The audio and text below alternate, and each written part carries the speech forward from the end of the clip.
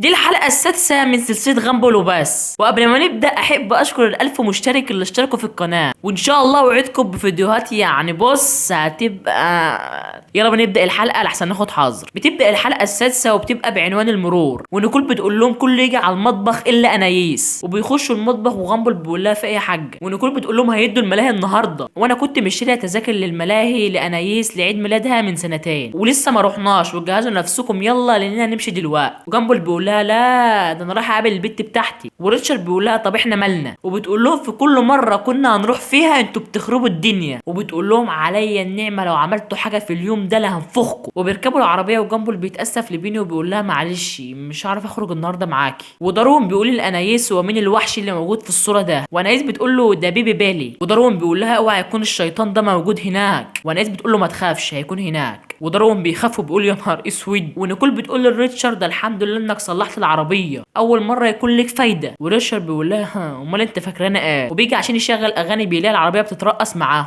ونيكول بتقول له انت عملت ايه في العربيه يا ابو دماغ، وبيقول لها والله يعني ولسه ما خلصت الكلام، وبيلاقي داروين ضربه من الخوف وبيضغط على الازرار بيخلي العربيه تسوق لوحدها، وتليفون غامبل بيقع على الارض وبيبقى فاتح التسجيل. وداروين بيقول مش عاوز الشيطان ابن الكلب ده ياكلني، والتسجيل بيكتب من بق داروين انت عيله عفريته وعامله زي كلاب الشوارع يا بنتي.